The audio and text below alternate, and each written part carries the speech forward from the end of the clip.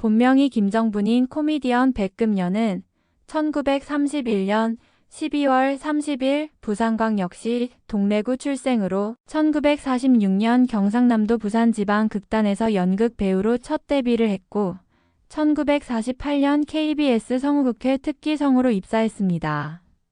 데뷔 초기에는 김금녀라는 이름으로 활동했고 전성기 때는 신장 167cm의 몸무게가 110kg를 넘어서 뚱녀 원조 여성 코미디언이었습니다. 그 후 최용순, 오천평과 함께 뚱녀 트로이카의 시대를 열기도 했습니다. 백금녀는 한국 여성 성우 역사상 두 번째로 어린 나이에 데뷔한 성우로 만 16세 아니면 17세로 추정의 나이에 성우가 되었습니다. 1960년대 극장쇼 무대에서 콤비로 활동한 서영춘과 함께 백금녀가 뚱뚱이, 서영춘이 홀쭉이로 활동했습니다. 50년이 훨씬 지난 개그지만 현대의 개그와 비교해도 웃음의 수준이나 배우들의 연기력 수준이 상당히 높습니다. 1994년 6월에 뇌경색 증세로 병원에 입원한 이후 상태는 호전됐지만 상태가 재발되어 1995년 3월 17일 11시 30분에 향년 63세로 서울 강동구 명일동 자택에서 결국 하늘의 별이 되고 맙니다. 아들 강민은 1990년대 중반 개그맨으로 활동하며 오늘은 좋은 날 등에 출연했습니다. 백금녀는 여성 코미디언으로 드물게 주연작을 가진 배우였습니다. 백금녀는 김정분이라는 본명으로 부산 지역 악극단에서 데뷔한 뒤 서울중앙방송 성우 제1기로 본격적인 연예 활동을 시작했습니다. 청춘극장과 황금자 등의 악극단에서도 활동했는데 1950년대 후반 서영춘과 콤비를 이루면서 대중들의 큰 사랑을 받았습니다. 갈비씨와 뚱순이라는 애칭으로 불렸던 서영춘과 백금녀는 쇼 무대와 라디오에서 큰 활약을 했습니다. 백금녀는 여기서 얻은 인기를 바탕으로 영화계에도 진출, 1958년 김수용 감독의 공처가로 데뷔했습니다. 또 1964년에는 박노식과 함께 악극 재건을 목표로 11인 백화패를 결성하여 부회장직을 맡는 등 다양한 분야에서 적극적으로 존재감을 드러냈습니다. 조선일보 1967년 3월 26일자를 인용하면 백금녀는 1965년 연예인 고액 납세자 중 가수 분야 3위로 이미자, 박재란의 뒤를 잇고 있으며 구봉석, 김희갑, 후라이보이, 곽규석에 이어 네 번째로 자가용 승용차를 가진 코미디언 중 한 사람이었습니다.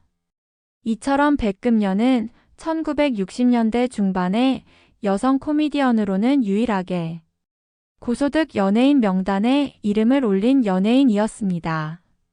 데뷔작 공처가에서 백금녀는 장수팔과 부부로 등장하여 곰탕집을 운영하는 여걸 역할을 맡았는데 장수팔은 당시 악극단과 라디오 만담을 통해 전국적인 스타 만담가로 이름을 날리고 있었습니다. 장수팔의 대화 만담 파트너였던 고춘자나 고백화가 아니라 백금녀가 상대 역으로 등장한 것은 이채로운 일이라 할 만합니다. 아마도 백금녀가 공처가의 부인이라는 컨셉에 더 적합한 유형의 인물로 보였기 때문이었을 것이라는 점과 다른 한편으로는 연기력을 인정받은 신인 배우 백금녀의 가능성을 엿볼 수 있는 캐스팅이었다고 추측해 볼 수 있습니다.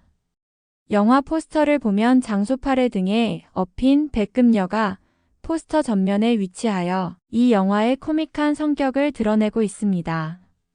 백금녀라는 예명은 이 영화의 감독이었던 김수용이 당시 생활고에 시달리던 김정분에게 하얗고 돈 많은 여자가 되라고 지어준 것이었다고 합니다. 이로부터 10년이 지난 후 백금녀가 다시 주연, 배우로 등장한 영화는 1967년 안면희 감독의 남자는 싫어였습니다. 1950년대 후반부터 코미디언들을 주연으로 하는 영화들의 제작이 매우 활발하게 이루어졌고 이러한 경향은 1970년대 초까지도 지속되었는데 여성 코미디언을 주인공으로 하는 영화는 남자는 싫어단 한 편이었습니다. 이 영화는 평범한 회사원이었던 백금녀가 레슬링 선수로 활약하면서 열등감을 극복하고 자신감을 되찾게 되는 이야기를 다뤘는데 1960년대 여성 코미디언을 단독 주연으로 삼아 제작된 유일한 영화이기도 했습니다. 이 영화는 백금녀 코미디의 가능성을 보여줄 뿐 아니라 여성 코미디 배우들이 영화에서 소비되는 경향을 보여주는 자료로서의 의미도 가진다고 할 수 있는데 아쉽게도 이 영화의 필름은 남아있지 않지만 포스터, 시나리오, 개작전의 원작 시놉시스, 백금녀, 서영춘 만담, 레코드 등이 영상자료원에 소장되어 있어 대략적인 내용은 유추해 볼 수 있습니다. 백금녀는 1960년대 초반에 이미 두각을 나타내고 있었던 스타 코미디언이자 중견 악극 배우였습니다. 이 같은 백금녀의 스타성을 10분 활용하고자 했던 남자는 싫어는 기획부터 개작까지 백금녀를 통한 웃음을 보여주는 것을 목적으로 하는 영화였습니다. 애초에는 서영춘과 백금녀 콤비의 주요 레퍼토리였던 거꾸로 부부를 차용한 역할 전도 부부 코미디를 보여주고자 하였으나 검열에 의해 전면 개작을 하게 되면서 이 영화가 택한 두 번째 길은 백금녀를 내세워 그를 중심으로 한 코미디를 만드는 것이었습니다. 1960년대 후반 코미디언 코미디가 다시 관객들의 사랑을 받기 시작한 시점에서 여성 코미디언 중 최고의 주가를 올리고 있었던 백금녀를 단독 주인공으로 내세운 이 기획은 일견참신하고 새로운 것이었습니다. 백금녀가 주연으로 등장한 마지막 영화는 1972년 이민욱 감독의 정따라 웃음따라입니다. 이 영화는 화제로 전소한 고아원의 원장으로 등장한 백금녀는 김희갑과 함께 감동적인 고아원 재건 스토리를 그렸습니다. 당시 여성 코미디언 중 박옥초와 함께 백금녀도 영화에서의 활약이 많았었습니다.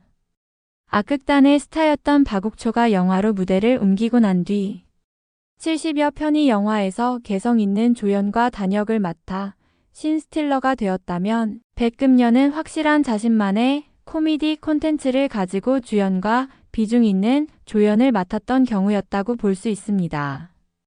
1950년대 후반부터 1970년대 초반에 이르는 코미디 영화 전성기에 남성 코미디언들이 주인공 자리를 당당히 차지하는 동안 백금녀를 제외한 대부분의 여성 코미디언들은 조연이나 단역 이상의 역할을 맡지 못했습니다.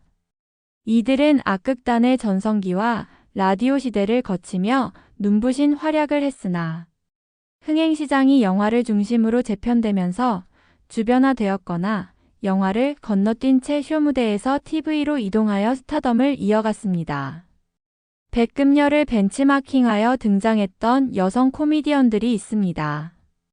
가장 비슷한 시기에 활동을 시작했던 것은 오천평이었는데 오천평의 본명은 장정숙으로 오천평이라는 예명 자체가 그의 캐릭터를 대변해 주었습니다. 박영한 작가의 머나먼 송바강의 한 대목을 보면 베트남전에 참전한 군사들을 위문하러 갔던 위문 공연단의 공연을 보면서 한 병사가 저 기막히게 잘하는 여자가 누구냐고 질문하자 바로 오천평이라고 대답하면서 자네는 TV도 안 보나라고 반문하는 장면이 나옵니다. 오천평은 1970년대 TV에서 기막히게 잘하는 누구나 알 수밖에 없는 유명 연예인이었는데 서영춘과 콤비를 이루는 코미디를 보여주었습니다. 오천평의 뒤를 잇는 뚱순이 캐릭터로 가장 성공적인 커리어를 써나갔던 배우 중 한 사람은 최용순으로 최용순 역시 영화보다 TV에서 더 존재감을 드러냈던 배우였습니다. 너무 오래전 이야기라 지금은 흥미롭게 들릴 수 있지만 과거 코미디언 백금녀가 입건된 연하 남편 순화 교육을 빼내려 허위 진단서를 경찰에 접수한 사건이 있었습니다. 중앙일보 1980년 12월 6일자를 인용하면 백금녀가 남편을 얼마나 사랑하고 아꼈는지를 알 수 있는 기사가 나옵니다. 부산시경 수사관은 5일 순화 교육에서 빠지기 위해 허위 진단서를 사용하려던 코미디언 49세 백금여 씨 본명 김전분의 남편 39세 강두영 씨를 공무집행 방해 혐의로 백 씨를 위계에 의한 공무집행 방해 혐의로 입건했습니다. 백 씨는 남편 강 씨가 지난 9월 27일부터 10월 2일까지 순화교육 심사 대상자로 부산진경찰서에 보호되자 몸이 약한 동료 연예인 34세 서모 씨를 남편 강 씨 명의로 진찰을 받게 하고 진단서를 발부받아 사용하려 했습니다. 경찰은 건강한 강 씨의 진단서가 보호기간 중 접수되자 사무감사를 한 끝에 가짜임을 밝혀냈는데 백 씨는 경찰에서 차마 남편이 순화교육 가는 것을 볼 수가 없어 이 같은 짓을 저질렀다고 말했습니다.